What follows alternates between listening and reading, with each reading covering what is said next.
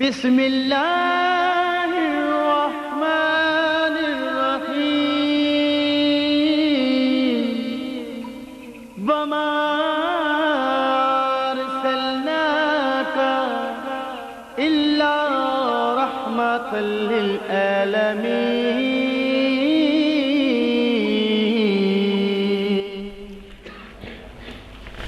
السلام علیکم ورحمۃ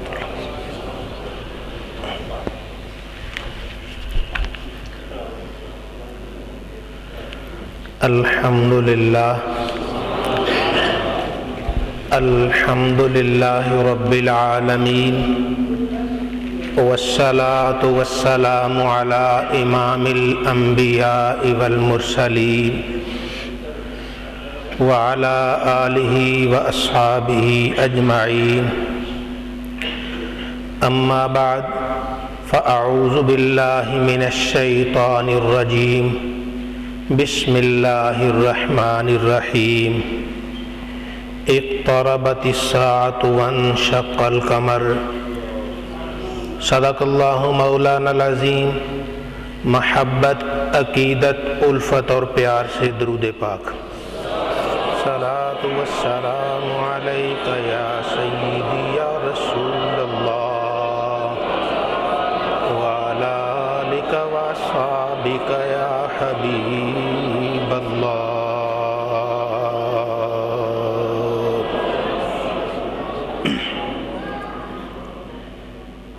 اسلام کے بنیادی عقائد میں عقیدہ وقوع قیامت بھی ہے۔ قیامت پر ایمان لانا اسلام کے بنیادی عقائد میں سے ہے۔ جو آدمی اور تو سب کچھ کرتا رہے، قیامت پر اس کا ایمان نہ ہو، وہ شریعت اسلامیہ میں مسلمان نہیں ہے۔ ایک مسلمان کے لیے جیسے اللہ کو ماننا ضروری ہے، فرشتوں پر ایمان، کتابوں پر ایمان، رسولوں پر ایمان، اسی طرح اس کے لیے اس بات پر بھی ایمان لانا ضروری ہے کہ ایک دن یہ دنیا فنا ہو جائے گی، تباہ و برباد ہو جائے گی، پھر اللہ رب العزت دوبارہ سب انسانوں کو زندہ فرمائے گا اور ان کو زندہ فرما کر اپنی بارگاہ میں پیش کرے گا۔ تو یہ قیامت ہے۔ قیامت کے دو حصے، ایک جس میں دنیا فنا ہو جائے گی، سور پھونکا جائے گا، پہاڑ روئی کے گالے بن کے اڑ جائیں گے، دنیا ختم ہو جائے گی۔ اور پھر دوسرا حصہ کہ اللہ رب العزت دوبارہ حضرت اسرافیل سے فرمائے گا سور پھونکو، یہ دوبارہ پھر سارے لوگ اپنی اپنی قبروں سے باہر آ جائیں گے۔ اولین و آخرین کو زندہ کر دیا جائے گا ایک کھلے میدان کے اندر۔ یوم تبدل الارض غیر الارض، وہ دن ایسا ہوگا کہ اللہ یہ زمین بھی بدل دے گا۔ وہ قیامت کی زمین ہوگی۔ اللہ رب العزت پہلے سب انسانوں کو قبروں سے نکال کر پل صراط کے قریب تاریکی ہوگی، اس میں لے جائے گا، پھر زمین بدل دی جائے گی، پھر اللہ رب العزت ان سب کو میدان حشر میں لائے گا، اور میدان حشر میں جب آئیں گے، اب حدیث مبارکہ سنیے۔ حضور نبی کریم صلی اللہ علیہ وآلہ وسلم نے ارشاد فرمایا، قیامت کے دن لوگوں کی تین قسمیں ہوں گی۔ ایک پیدل چل رہے ہوں گے، ایک سوار ہوں گے، اور ایک قسم اپنے چہروں کے بل چل رہی ہوگی۔ کچھ پیدل ہوں گے اور کچھ سوار ہوں گے۔ اہل ایمان کے ایک گروہ پیدل ہوگا، جن کی خطائیں، جن کے جرم ان کی نیکیوں سے زیادہ ہوں گے، وہ پیدل چل رہے ہوں گے، اور جن کی نیکیاں زیادہ ہوں گی، گناہ کم ہوں گے، یا کچھ خوش قسمت لوگ ایسے کہ جن کا کوئی گناہ ہوگا ہی نہیں، وہ سواریوں پر سوار ہوں گے۔ پھر یہ بات واضح ہے کہ جن کی نیکیاں گناہوں سے زیادہ ہوں گی ان کی سواریاں اور جن کا کوئی گناہ ہوگا ہی نہیں ان کی سواریاں اور ہوں گی۔ آج بھی یہاں سواری میں فرق ہے۔ کسی کے پاس سائیکل ہے تو کسی کے پاس موٹر سائیکل ہے، کسی کے پاس کار ہے تو پھر کار میں بھی فرق ہے۔ اسی طرح قیامت کے دن اعمال کے مطابق انہیں سواریاں ملیں گی، اور جو کافر اور منافق ہوں گے یہ چہرے کے بل چل رہے ہوں گے۔ عرض کی گئی یا رسول اللہ، یا نبی اللہ، چہرے کے بل کیسے چلیں گے؟ سمجھ نہیں آئی۔ فرمایا جو اللہ پاؤں پر چلانے پر قادر ہے وہ چہرے کے بل بھی چلا دے گا۔ اللہ قادر ہے جیسے چلا دے۔ تو اللہ رب العزت ہمیں ان خوش قسمت لوگوں میں کرے جو قبر سے نکلیں گے تو ان کے لیے سواریاں تیار ہوں گی۔ ہم تو اس قابل نہیں، لیکن رب کی رحمت تو ہے، اس پر امیدوار تو ہیں۔ کہتے ہیں ایک مرتبہ پڑھا گیا کلمہ طیبہ انسان کی زندگی کے سارے گناہوں کو مٹا دیتا ہے۔ تو ہم تو اللہ کی رحمت سے روزانہ کہتے ہیں لا الہ الا اللہ محمد الرسول اللہ، تو یہ کلمہ طیبہ پڑھا گیا گناہوں کو مٹاتا ہے۔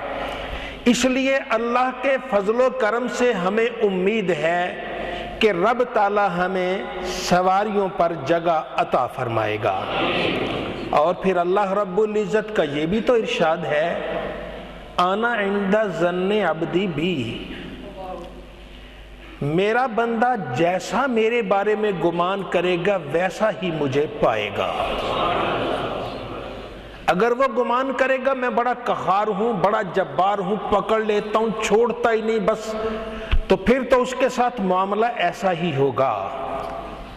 اور اگر اس کا یہ گمان ہے میں بڑا رحیم ہوں، بڑا کریم ہوں، بڑا ستار ہوں، بڑا غفار ہوں، پھر اس پر کرم بھی ہوگا، اس کی مغفرت بھی ہوگی، اس کے گناہوں پہ پردہ بھی ڈال دیا جائے گا۔ تو یہ قیامت کا دن ہے بڑا خوفناک، ہے بڑا خطرناک۔ 50,000 سال لمبا دن ہے۔ ہم اس دنیا میں کوئی 50 سال رہ رہے، کوئی 60، کوئی 70 اور 100 تک پہنچے تو بس وہ ہر چیز جواب دے جاتی ہے، لیکن وہ دن ہوگا 50,000 سال، اس کے بعد جنت میں جانا ہے۔ 50,000 سال تو اسی میدان حشر میں ہوں گے۔ اب یہ اللہ رب العزت کا انعام ہوگا، کرم ہوگا۔ بعض تو اس کے عذاب میں گرفتار ہوں گے، اس کی پکڑ میں گرفتار ہوں گے، ان کے لیے تو وہ دن 50,000 سال لمبا ہی ہوگا۔ لیکن جو اس کے نیک بندے، اس کے پیارے بندے، ان کے لیے وہ دن چھوٹا ہو جائے گا، ان کے لیے دن وہ چھوٹا ہو جائے گا۔ آپ نے قرآن کریم میں تذکرہ سنا او کالذی مر علی قریۃ وہی خاویۃ علی عروشہا، اس آدمی کی مثال جو ایک بستی کے پاس سے گزرا۔ بعض نے کہا کوئی کافر تھا، بعض نے کہا یہ مومن تھا، بعض نے کہا حضرت عزیر علیہ السلام تھے، قرآن کریم میں نام نہیں۔ یا اس آدمی کی طرح جو بستی کے پاس سے گزرا تھا، جو بستی اپنی چھتوں کے بل گری ہوئی تھی، لوگ مرے ہوئے تھے، ہڈیاں تک گل گئی. کہنے لگا اللہ ان کو کیسے زندہ کرے گا؟ اب اللہ ان کو کیسے زندہ کرے گا؟ دل میں خیال آیا یہ تو ان کی ہڈیاں بھی گل گئی ہیں، چھتیں گر گئی ہیں، سب کچھ ختم ہو گیا. فَأَمَاتَهُ اللَّهُ مِئَةَ عَامٍ، اللہ رب العزت نے اس کو 100 سال تک موت دے دی. 100 سال وہ موت کی وادی میں. پھر اس کے بعد اللہ رب العزت نے اسے زندہ کیا. زندہ کر کے رب نے پوچھا کم لبستا، تم اس حالت میں کتنا عرصہ رہے؟ اس نے سمجھا میں سو گیا. اللہ نے پوچھا کتنا عرصہ رہے؟ وہ کہنے لگا یومن او بعد یوم، دن یا دن کا کچھ حصہ. محسوس ہوتا ہے تھوڑا سا زیادہ سویا ہوں، لیکن اتنا بھی زیادہ نہیں، دن یا دن کا کچھ حصہ. رب نے فرمایا نہیں، بل لبست 100 عام، 100 سال گزر گئے. اب یہاں سوال ہے، یہ تھوڑا سا توجہ طلب. اگر تو کافر ہے بحث ہی خارج، اگر کوئی عام مسلمان ہے پھر بھی بحث خارج ہے. اگر وہ واقعی اللہ کے نبی حضرت عزیر علیہ السلام ہیں تو حضرت عزیر علیہ السلام نے دن یا دن کا بعض حصہ کیوں کہا؟ اس لیے کہ اللہ رب العزت کسی نبی کی زبان سے کوئی غلط جملہ تو نکالتا ہی نہیں. کسی نبی کی زبان سے غلط جملہ نہیں نکلتا. اللہ رب العزت نے فرمایا 100 سال. نبی کہتا ہے دن یا دن کا کچھ حصہ. سچا کون ہے؟ سچے دونوں ہی ہیں، سچے دونوں ہی ہیں. اگر خدا نہ خواستہ کہ اللہ سچا نہیں ایمان گیا، اگر خدا نہ خواستہ کہ نبی سچا نہیں پھر بھی ایمان گیا. سچے دونوں ہیں. اب اللہ رب العزت نے ایسے کیا کہ باقی ساری کائنات پر، باقی زمین پر 100 سال گزارے، لیکن حضرت عزیر علیہ السلام پر اس 100 سال کو دن یا دن کا کچھ حصہ بنا دیا. وہاں دن اور دن کا کچھ حصہ گزرتا ہے، باقی 100 سال گزرتے ہیں. اللہ رب العزت نے دونوں جگہ فرق کر دیا اور فرق کر کے فرمایا فانظر الی طعامک و شرابک. اے عزیر دیکھو اپنے کھانے اور پانی کی طرف. وہ کھانا بھی تھا ان کے پاس، پانی بھی تھا. لم یتسنہ، یہ بوسیدہ نہیں ہوا، باسی نہیں ہوا. کھانا بھی تر و تازہ، پانی بھی تر و تازہ. 20 گھنٹے میں 10 گھنٹے میں کھانا باسی نہیں ہوتا عموماً، اور وہ کھانا تر و تازہ ہے. وانظر الی حمارک، اپنے گدھے کی طرف دیکھیے، اس پر پورا 100 سال گزر گیا، اس کی تو ہڈیاں بھی گل سڑ گئیں، تیرے سامنے سب کچھ ختم ہو گیا. اب دیکھ لینا ہم کیسے ہڈیوں پر گوشت چڑھا کے اسے دوبارہ زندہ کر دیتے ہیں. یہ ہمارے سچے ہونے کی نشانی ہوگی. پانی کا تر و تازہ ہونا تیرے سچے ہونے کی نشانی ہو جائے.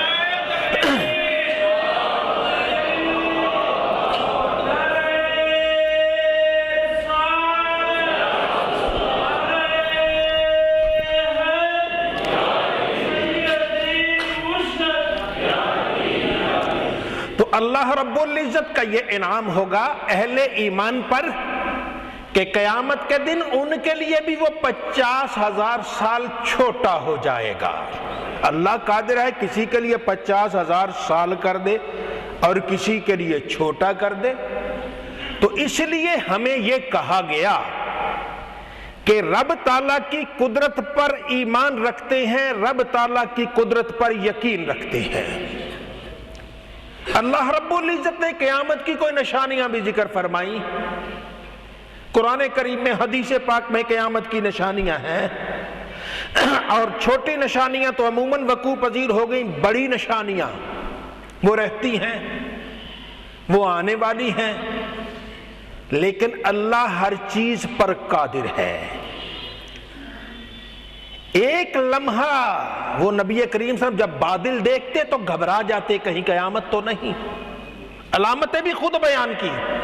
وجہ یہ ہے کہ اللہ قادر ہے، رب ہے نا، رب قادر ہے، رب بندہ نہیں، رب ہے، رب قادر ہے کہ ہم یہاں بیٹھے ہوں، ابھی ہم نے جمعہ کی نماز نہ پڑھی ہو، رب باقی کائنات میں ہزاروں سال گزار کے ساری علامتیں پوری کر دے، رب اس بات پر قادر ہے۔ اس لیے ہمیں یہ یقین رکھنا چاہیے کہ رب ایک لمحے سے پہلے بھی قیامت لانے پر قادر ہے، اس لمحے میں ساری نشانیاں پوری کر سکتا رب جو ہوا، ہم بندے ہیں تو رب تعالیٰ تو رب ہے جو پانی کی تہ میں بھی جانوروں کو زندگی دیتا ہے، ان کو کھانا دیتا ہے۔ اللہ رب العزت ہر چیز پر قادر ہے، علی کل شیء قدیر، وہ ہر چیز پر قادر ہے، ہر کام کر سکتا ہے۔ مومن کا ایمان ہے کہ رب تعالیٰ جب چاہے جس وقت چاہے قیامت برپا فرما سکتا ہے۔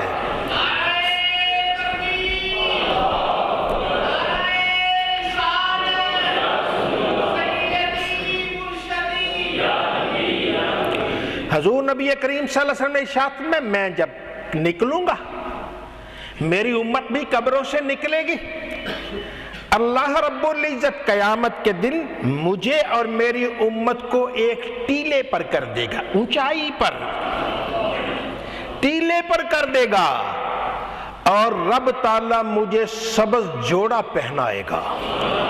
حضور نبی کریم صلی اللہ علیہ وسلم کو اللہ اس دن سبز جوڑا پہنائے گا، اور پھر مجھے حکم ہوگا، اجازت ہوگی اب تم شفاعت کرو۔ وہ شفاعت کا سلسلہ ایک الگ ہے، تو وہاں ایمان والوں کو اونچی جگہ پہ ٹیلے پہ پہنچایا جائے گا، سرکار دو عالم صلی اللہ علیہ وسلم کی میت ہوگی، یہ اہل ایمان کی ایک خصوصیت ہوگی۔ نبی کریم صلی اللہ علیہ وآلہ وسلم سے عرض کی، یا رسول اللہ، یا نبی اللہ، جب آدم علیہ السلام سے لے کر حضرت عیسیٰ علیہ السلام تک 1,24,000 یہ جتنے نبی ان کی امتیں ہوں گی، آپ ان امتوں میں اپنی امت کو کیسے پہچانیں گے؟ ایک سوال بڑا اچھا کیا انہوں نے کہ یا رسول اللہ ان گنت لوگ ہوں گے، آپ کی امت، ان کو آپ کیسے پہچانیں گے؟ اس وقت چونکہ گھوڑے عام تھے، فرمایا مجھے یہ بتاؤ، گھوڑے ہوں کسی کے سیاہ، سارے ہی سیاہ گھوڑے، اور اس میں سے کچھ گھوڑے ہوں پنج کلیان، کہ ان گھوڑوں کا جو سر ہے، چہرہ ہے، یہ بھی سفید ہو اور چاروں ٹانگیں بھی سفید ہوں، سر بھی سفید ہو، ٹانگیں بھی سفید ہو، کیا پہچان لوگے کہ نہیں؟ جی دور سے پہچان لیں گے، کالے گھوڑوں میں جس گھوڑے کے پاؤں، ٹانگیں اور سر سفید ہے، ہم اسے پہچان لیں گے۔ حضور نبی کریم صلی اللہ علیہ وسلم نے ارشاد فرمایا، اسی طرح باقی امت میں میری امت کی الگ شان ہوگی کہ ان کے وضو کے اعضاء 14ویں کے چاند کی طرح چمک رہے ہوں گے۔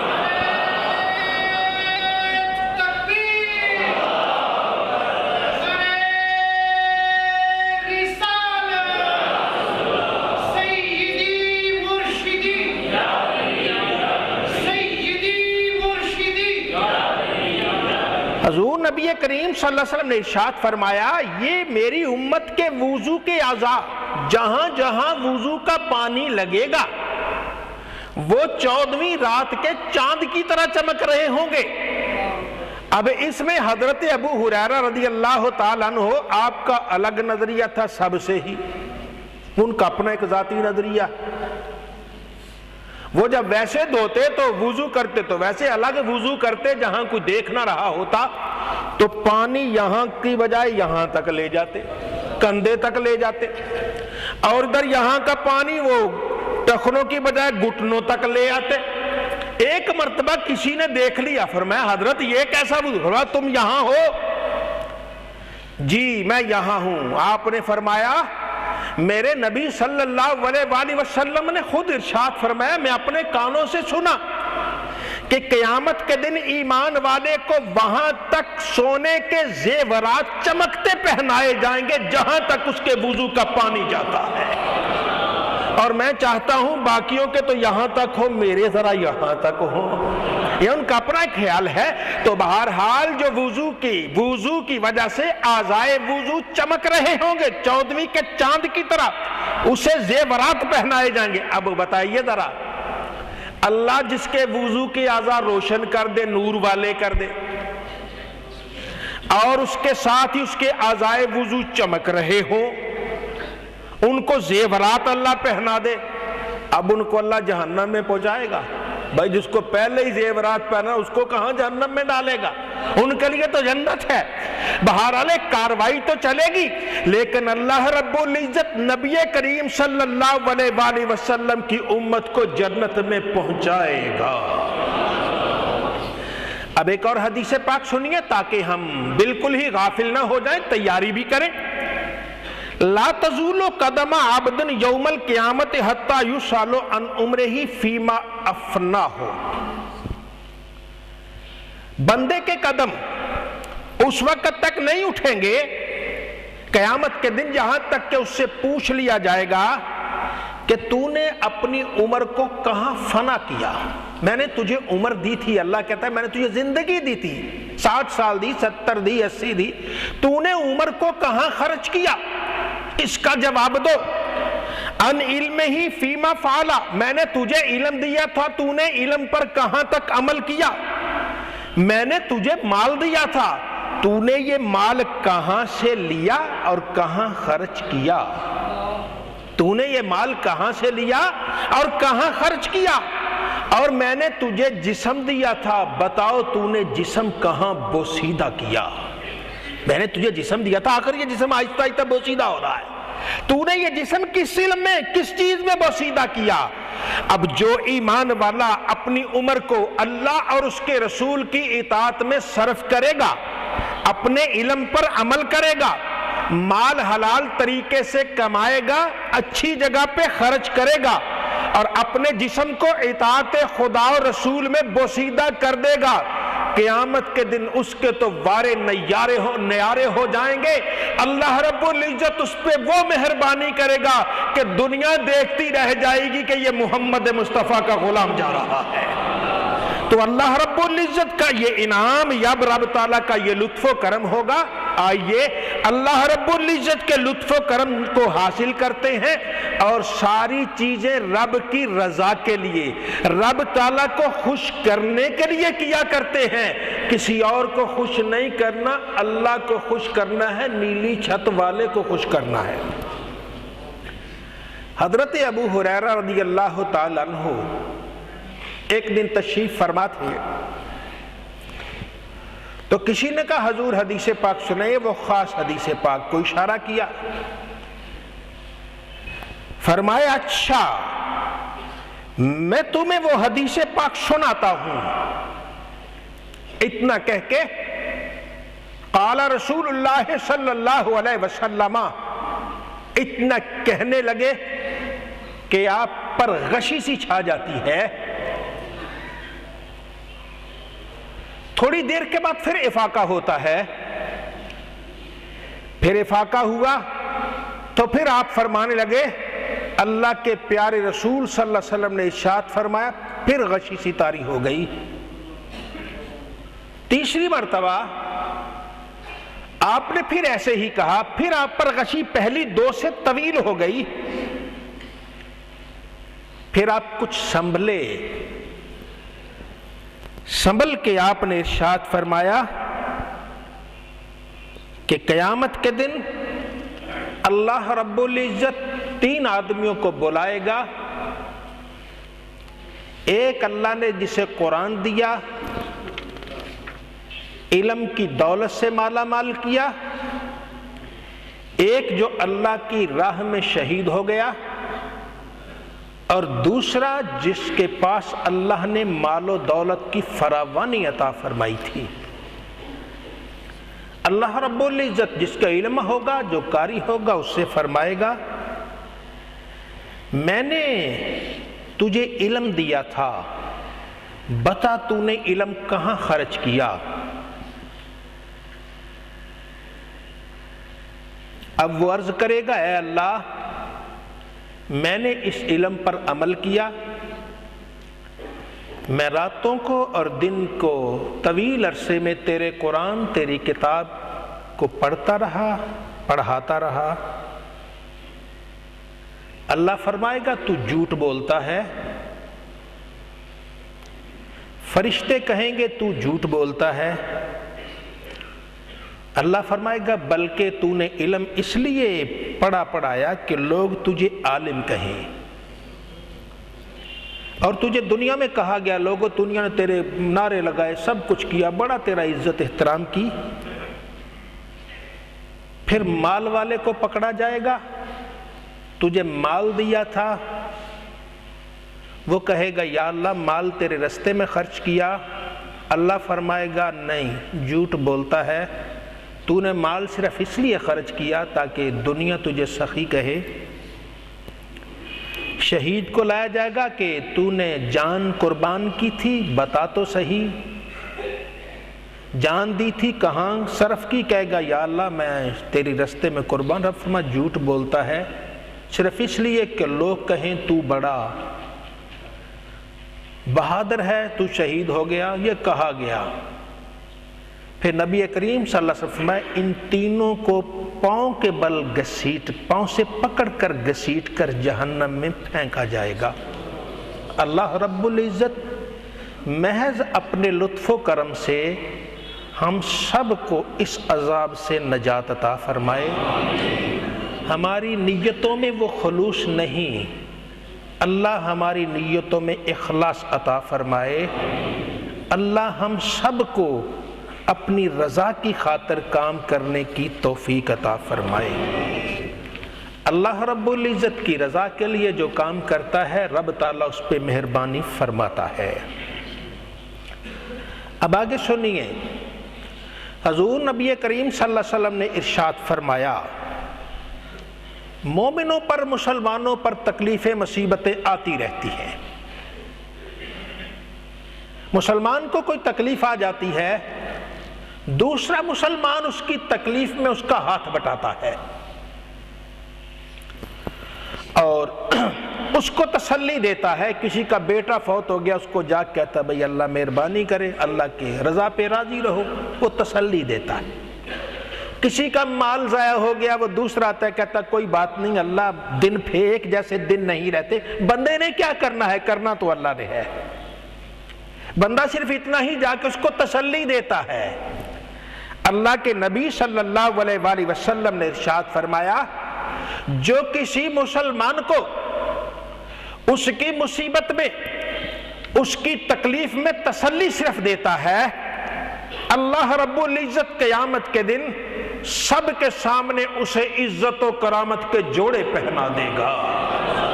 آئیے دین کا یہ درد بھی لے، دین صرف تسبیح کا نام ہی نہیں، دین صرف یہ نہیں کہ یہ کام کیا جائے، بلکہ دین کسی کی مصیبت میں اس کو تسلی دینا بھی ہے، کسی کے دکھ درد کو بانٹنا بھی ہے، کسی پریشان حال کی پریشانی دور کرنا بھی ہے، کسی بیمار کی عیادت کرنا بھی ہے۔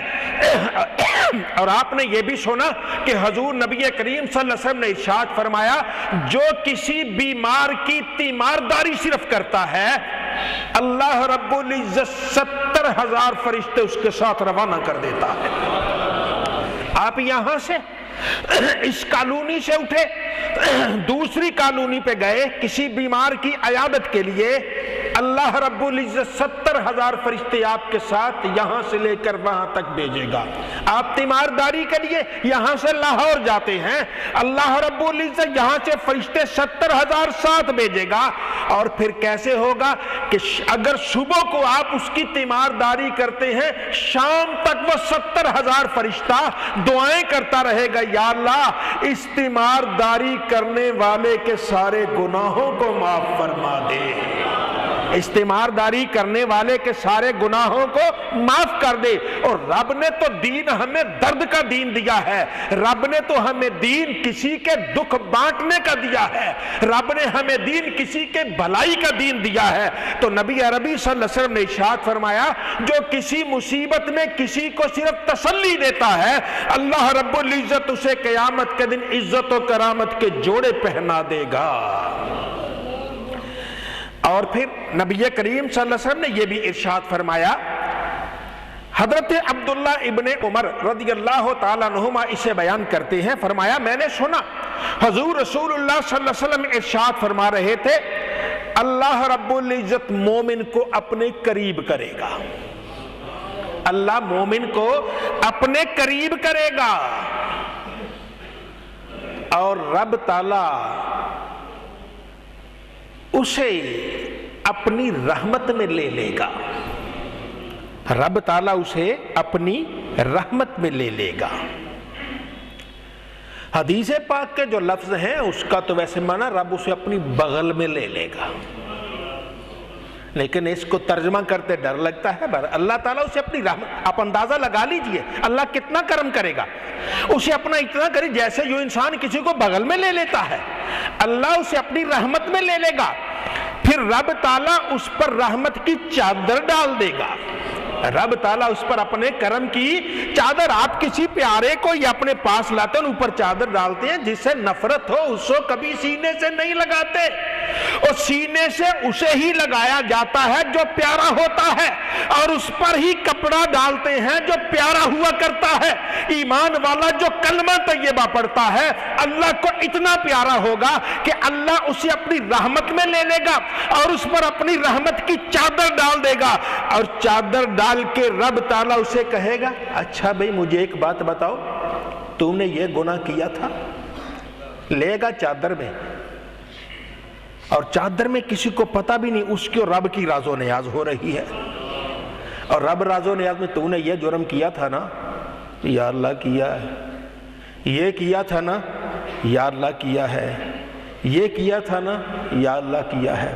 اب وہ کام بھی رہا ہوگا بھی اللہ کے پاس، جب وہ اللہ کے پاس ہوگا آخر میں اللہ کیا فرمائے گا، اے میرے بندے دنیا میں میں نے تیرے گناہوں پہ پردہ ڈالا تھا، کسی کو پتہ نہیں، آج بھی تجھ سے پردے میں ہی پوچھ رہا ہوں، تو منکر تو نہیں ہے، نہیں یا اللہ میں اقراری ہوں، میں غلطی ہے، میرا جرم ہے، میں نے اقرار کیا۔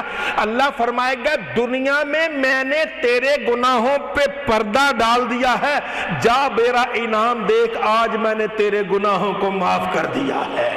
دنیا میں تیرے گناہوں کو کوئی نہیں جانتا تھا، آج بھی کوئی نہیں جانتا، جا معاف کر دیا ہے۔ او اللہ تو معاف کرنے والا ہے، ہم ہی ہیں اس کے در سے دور ہو جائیں، اس میں ہمارا قصور ہے، کریم اللہ کی رحمت میں تو کوئی قصور نہیں ہے۔ وہ رحمت اور کرم میں یوں سرفراز فرماتا ہے جب کسی اپنے دامن میں لیتا ہے کہتا جا دنیا میں پردہ ڈالا تھا، آخرت میں تیرے گناہوں کو معاف کر دیتا ہوں۔